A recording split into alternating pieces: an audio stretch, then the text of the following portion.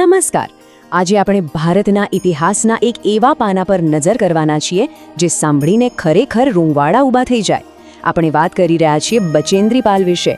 હા, ભારતની પ્રથમ મહિલા પર્વતારોહક. આ માત્ર કોઈ પહાડ ચડવાની વાત નથી, પણ સમાજની વર્ષો જૂની માન્યતાઓને તોડવાની વાત છે. આ એક્સપ્લેનરમાં આપણે સમજીશું કે કેવી રીતે એક સામાન્ય બાળકીએ પોતાના સંઘર્ષથી એ ઐતિહાસિક ક્ષણનું સર્જન કર્યું જેણે આજે લાખો લોકોને પ્રેરણા આપી છે. તો ચાલો સીધા જ આ અદ્ભુત સફરમાં ડૂબકી લગાવીએ. જરા વિચારો, ઉત્તરાખંડના એક સાવ નાના અંતરિયાળ ગામમાંથી આવતી એક દીકરી છેક વિશ્વના સૌથી ઊંચા શિખર એટલે કે માઉન્ટ એવરેસ્ટ સુધી કઈ રીતે પહોંચી શકે? છે ને આશ્ચર્યની વાત? આ માત્ર એક સવાલ નથી, પણ એક એવા રોમાંચક પ્રવાસની શરૂઆત છે જે આપણને સ્પષ્ટપણે શીખવે છે કે જો આંખોમાં મોટા સપના હોય અને હૃદયમાં કંઈક કરી છૂટવાની હિંમત હોય ને, તો કોઈ પણ ભૌગોલિક કે સામાજિક મર્યાદાઓ તમને રોકી શકતી નથી. તો આ જ પ્રશ્નનો જવાબ આપણને બચેન્દ્રી પાલના સાચા વ્યક્તિત્વનો પરિચય કરાવશે. સમજવામાં સરળતા રહે એટલે આપણે આખી સફરને મુખ્ય 3 પડાવમાં વહેંચી લઈએ. જુઓ, 1954માં નાકુરી ગામમાં તેમનો જન્મ થયો. ત્યારબાદના વર્ષોમાં તેમણે નહેરુ ઇન્સ્ટિટ્યૂટ ઓફ માઉન્ટેનિયરિંગમાં કઠોર તાલીમ લીધી અને છેલ્લે આવે છે 1984નું એ ઐતિહાસિક વર્ષ જ્યારે માઉન્ટ એવરેસ્ટનું આખું અભિયાન શરૂ થયું. એક સાવ સામાન્ય શરૂઆતથી એક વિશ્વ વિક્રમ સુધીની આ યાત્રા ખરેખર અદ્ભુત છે. તો વાત છે 24 મે 1954ની.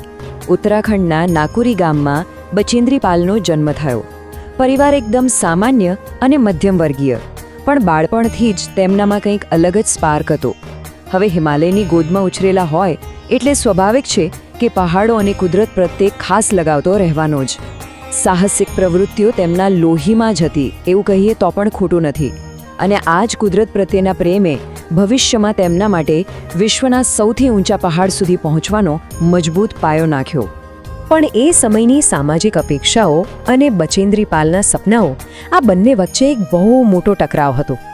તમે જ વિચારો, એ જમાનામાં ગ્રામીણ વિસ્તારોમાં છોકરીઓ મોટા સપના જુએ અથવા આવા જોખમી અને સાહસિક ક્ષેત્રમાં જાય તે સામાન્ય રીતે સમાજ સ્વીકારતો નહોતો. પણ તેની બરાબર સામે બચેન્દ્રી પાલનું પોતાનું વિઝન એકદમ ક્લિયર હતું. તેમણે સમાજની આ મર્યાદાઓને સ્વીકારવાની ચોખ્ખી ના પાડી દીધી. પોતાની સખત મહેનત અને અડગ આત્મવિશ્વાસથી તેમણે તમામ મુશ્કેલીઓનો સામનો કરવાનું નક્કી કર્યું. હવે જુઓ, માત્ર શોખ હોવો અને તેને એક પ્રોફેશનલ સ્કિલમાં બદલવો, આ બંને વચ્ચે જમીન આસમાનનો તફાવત છે. બચેન્દ્રી પાલે પોતાનો અભ્યાસ પૂરો કર્યો અને પછી એક બહુ જ મોટો અને મહત્વનો નિર્ણય લીધો. તેમણે પોતાના સાહસિક સ્વભાવને સાચી દિશા આપવા માટે ઉત્તરકાશીની ખૂબ જ પ્રતિષ્ઠિત સંસ્થા નહેરુ ઇન્સ્ટિટ્યૂટ ઓફ માઉન્ટેનિયરિંગમાં ઔપચારિક તાલીમ લેવા માટે એડમિશન લીધો. આ એ જ જગ્યા હતી જ્યાં તેમના સપનાઓને એક મજબૂત આકાર મળવાનો હતો.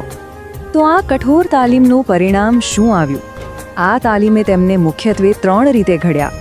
પહેલું, તેમની શારીરિક ક્ષમતા.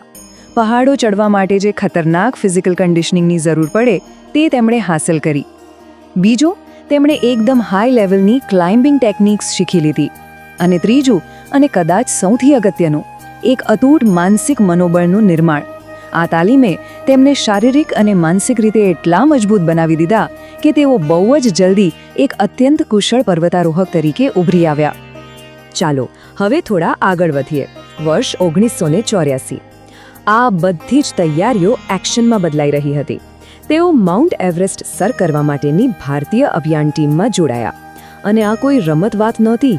હિમાલયના રસ્તા ઉપર તેમને અતિ ભારે બરફવર્ષા, -ડિગ્રી તાપમાન અને જીવલેણ તોફાની પવનો જેવી ભયાનક પરિસ્થિતિઓનો સામનો કરવો પડ્યો. દરેક ડગલે મૃત્યુ સામે ઊભું હતું. છતાં ખબર છે શું થયું? તેમના પગ પાછળ ન પડ્યા. આવી કપરી સ્થિતિ વચ્ચે પણ તેઓ અદ્ભુત હિંમત દાખવીને શિખર તરફ બસ આગળ ને આગળ વધતા રહ્યા. અને પછી આવ્યો આ આંકડો 23. આ માત્ર કોઈ સામાન્ય સંખ્યા નથી દોસ્તો. આ ભારતના ઇતિહાસની એક અત્યંત ગૌરવશાળી તારીખ છે. 23 મે 1984. આ એ જ ઐતિહાસિક દિવસ હતો જ્યારે બચેન્દ્રી પાલે તમામ મુશ્કેલીઓને હરાવીને માઉન્ટ એવરેસ્ટના સર્વોચ્ચ શિખર પર પોતાના પગ મૂક્યા અને આપણો તિરંગો લહેરાવ્યો. આ અદ્ભુત સફળતા સાથે જ તેઓ એવરેસ્ટ સર કરનાર ભારતની પ્રથમ મહિલા બની ગયા. આ એક એવી ક્ષણ હતી જેણે આખા દેશનું માથું ગર્વથી ઊંચું કરી દીધું. આટલી મોટી અને ઐતિહાસિક સિદ્ધિ હાંસલ કર્યા પછી સ્વાભાવિક છે કે આખું રાષ્ટ્ર તેમને સલામ કરે.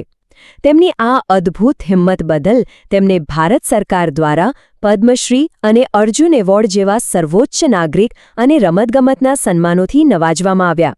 આ ઉપરાંત પણ તેમને રાષ્ટ્રીય અને આંતરરાષ્ટ્રીય સ્તરે અસંખ્ય એવોર્ડ્સ મળ્યા. અને ખરેખર આ બધા પુરસ્કારો એ વાતની સાબિતી છે કે દેશ માટે તેમનું સાહસ અને યોગદાન કેટલું અમૂલ્ય હતું. તો હવે સમજીએ કે આ વિજયનું ખરું મહત્વ શું છે. જુઓ, બચેન્દ્રી પાલનો આ વિજય માત્ર એક પહાડ ચડવા પૂરતો સીમિત નહોતો.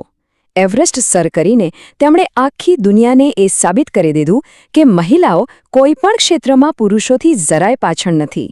આ સફળતાએ સમાજની એવી જૂની માન્યતાઓના પહાડ તોડી નાખ્યા જેણે ભવિષ્યની પેઢીઓ માટે અને ખાસ કરીને મહિલાઓ માટે એક નવી જ આશા જન્માવી. સાચા અર્થમાં આ મહિલા સશક્તિકરણની એક બહુ મોટી જીત હતી. અને સૌથી સારી વાત શું છે ખબર છે? તેમની આ યાત્રા એવરેસ્ટના શિખર પર જઈને અટકી ન ગઈ. તેમનો વારસો આજે પણ જીવંત છે. તેમણે પોતાનું આખું જીવન અન્ય યુવતીઓને આવા સાહસિક ક્ષેત્રોમાં આગળ વધવાની પ્રેરણા આપવામાં સમર્પિત કરી દીધું છે. તેમણે અનેક માઉન્ટેનિયરિંગ ટ્રેનિંગ પ્રોગ્રામ્સ લીડ કર્યા છે અને સતત મહિલા સશક્તિકરણને સપોર્ટ કર્યો છે.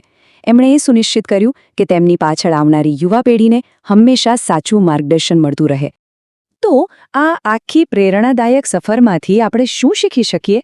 બચેન્દ્રી પાલનું જીવન એ આપણા સૌ માટે એક સ્પષ્ટ સંદેશ છે કે જો તમારી અંદર અડગ આત્મવિશ્વાસ હોય અને તમે સખત મહેનત કરવા તૈયાર હો તો દુનિયાની કોઈ જ વસ્તુ અશક્ય નથી.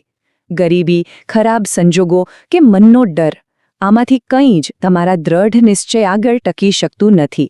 તમારી અંદરની શક્તિ હંમેશા બહારની મુશ્કેલીઓ કરતાં મોટી જ હોય છે. બસ તેને ઓળખવાની જરૂર છે. સાચું કહું તો બચેન્દ્રી પાલ માત્ર એક પર્વતારોહક જ નથી, પણ સંઘર્ષ અને સફળતાનું એક જીવતું જાગતું ઉદાહરણ છે. મજબૂત ઈચ્છાશક્તિ અને મહેનતથી અશક્ય લાગતી વસ્તુ પણ શક્ય બની જાય છે. આ વાર્તા આવનારી દરેક પેઢીને પોતાના જીવનના અલગ અલગ શિખરો સર કરવાની પ્રેરણા આપતી જ રહેશે. અને છેલ્લે એક જ વાત યાદ રાખવા જેવી છે: હિંમત અને મહેનતથી કોઈ પણ શિખર સર કરી શકાય.